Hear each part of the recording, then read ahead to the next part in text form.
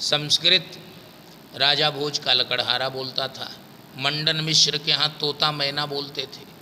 स्वतः प्रमाणम परतः प्रमाणम कीरांगना यत्र गिरयः गिरंती। कीरांगना पक्षी लोग बोलते थे स्वतः प्रमाणम परतः प्रमाणम।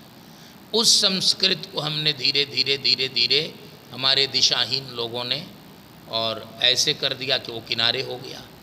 संस्कृत भारत की एकता है। जो कन्याकुमारी में, जो आंध्र प्रदेश में, जो कश्मीर में, जो पंजाब में स्नान का मंत्र है एक है। संस्कृत ही हमारी एकता का। भोजन का मंत्र एक, विवाह का मंत्र एक, श्राद्ध का मंत्र एक, बातचीत का साधन एक, रीति नीति संस्कृत के कारण एक। यही हमारी एकता है। इसी से संविधान निर्माताओं ने देश का नाम भारत रखा, यूनाइटेड स्टेट ऑफ इंडिया नहीं रखा। ये भी प्रस्ताव था राज्यों के, और यूनियन संघ नहीं है। भारत एक स्वाभाविक देश है। अब कैसे स्वाभाविक है? आप आकर गोदावरी के तट पर, कृष्णा कावेरी के तट पर संकल्प कीजिए, या गंगा यमुना के तट पर संकल्प कीजिए, नर्मदा के तट पर कीजिए, मध्य भारत, पश्चिम भारत, क्या कहेंगे? आर्यावर्तैक जम्बू द्वीपे भारत वर्षे भरत खंडे, आर्यावर्तैक देशांतर्गते, है ना। तो भारत वर्षे रोज हम बोलते हैं। अब बताया जा रहा है कि नहीं, संविधान कहता है इंडिया, क्या संकल्प में इंडिया जुड़ेगा? तो संस्कृत जो है हर हालत में आगे आएगी। सरकार कुछ नहीं करेगी। समाज में चेतना लाने की आवश्यकता है। हम इसका प्रयास कर रहे हैं। और संस्कृत के जो विद्वान हैं, उस जमाने में समाज उनका आदर करता था। आज के ज़माने में किसी भी विद्वान का समाज आदर नहीं कर रहा है, और इसके कारण ये गड़बड़ी हो रही है। विद्या का पोषण तपस्या के द्वारा होता है। निश्चित रूप से संस्कृत में ही दिव्यता है। संस्कृत ही भारत की आत्मा है, और बिना संस्कृत के भारत की एकता अखंडता की कल्पना नहीं हो सकती, विकास की कल्पना नहीं हो सकती।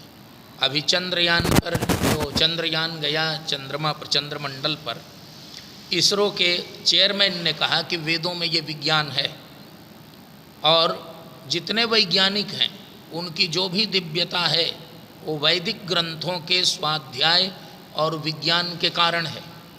आज की तारीख में मैं एक उदाहरण दे देता हूँ।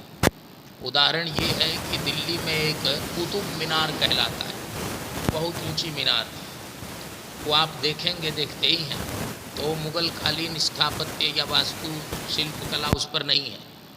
वो हमारे यहाँ पुराने राजाओं ने बनवाया था। और वो वाराह मिहिर ने, जो बहुत बड़े आकाश अंतरिक्ष विज्ञानी थे, वो नक्षत्रों को देखने के लिए उन्होंने, उनकी वेधशाला थी। इसी से उस स्थान को महरौली कहते हैं। दिल्ली में वो महरौली है। वो वाराह मिहिर के मिहिरावली शब्द से, अवली माने संस्कृत में समूह होता है, तो मिहिरावली वाराह मिहिर की थी, वो हो गई महरौली। उसको जो है कुतुबुद्दीन ऐबक के नाम पर रख दिया गया। जो लुटेरे थे, डाकू थे, उनको ये सब बनाने से क्या मतलब, उसका नाम हो गया कुतुब मीनार। वो कुतुब मीनार ये भी गुलामी का ही चिन्ह है। वो मिहिरावली है। उसमें लोहा जो लगा हुआ है, लौह स्तंभ है, उसमें खुले में है। आज तक वो कई हजार वर्ष के हुए, आज तक उस लोहे में जंग नहीं लगी है। कितना बड़ा विज्ञान है। ये विज्ञान कहाँ है? संस्कृत ग्रंथों में।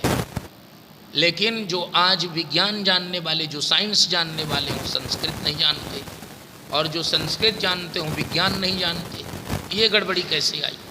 ये गुरुकुल के विलोप होने से आई। गुरुकुल जो हैं, जब गुरुकुल चलते थे, हमारे यहाँ एक डॉक्टर होते थे आयुर्वेद के, वो किसी की नाड़ी यहाँ नब्ज पकड़ते थे तो जान जाते थे कि कहाँ क्या कमी है।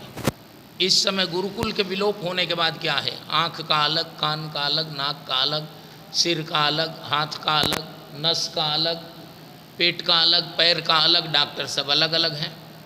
अब उनकी दवाई एक साथ मिलती नहीं। कई प्रकार के डिजॉर्डर हो जाएं तो कई डॉक्टरों, कई दवाइयों का घालमेल हो जाएगा, कई लोग मर रहे हैं। तो हमारा चिकित्सा विज्ञान, हमारा नीति शास्त्र, हमारा अर्थशास्त्र, हमारा विज्ञान, ये जो विकास शास्त्र, आज जा रहे हैं चंद्रयान लेकर। और उस समय जब जिसको इच्छा होती थी चंद्रमा के यहाँ से सौरमंडल से घूम आता था। नारद जी के दर्शन हमेशा होते रहते थे। तो इस विज्ञान के लिए संस्कृत साहित्य, संस्कृत ग्रंथ, और विशेषकर वेदों में जाना होगा। पूरी पीठ के 143वें शंकराचार्य जी ने वेदों से वैदिक विज्ञान निकाला, उसको कहते हैं वैदिक मैथमेटिक्स। उसको उनके विदेशी शिष्यों ने लिया, उससे रॉकेट, उससे कंप्यूटर, उससे क्या क्या बना दिए। आज भारत में भी वैदिक मैथमेटिक्स एक मान्यता प्राप्त विज्ञान हो गया है और उससे इतनी तेज गणना हो रही है, कैलकुलेशन, ये कैलकुलेटर और बाकी चीज़ें सब उस पर काम कर रही हैं। तो भारत के ज्ञान विज्ञान की चमत्कृति गुरुकुल परंपरा में है। अब इसको थोड़ा सा और बढ़ा रहे हैं। ये गुरुकुल नष्ट कैसे हुए?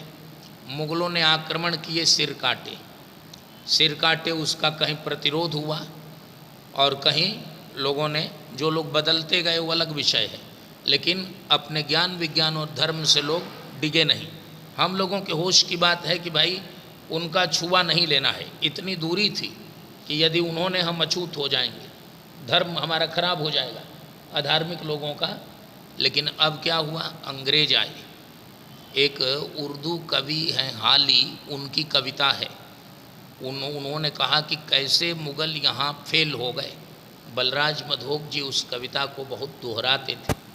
दीने हजाजी का बेबाक बेड़ा कि ये पार जिसने सातों समंदर, जो जेहू में अटका न सेहू में अटका, वो आके दहाने के गंगा में डूबा।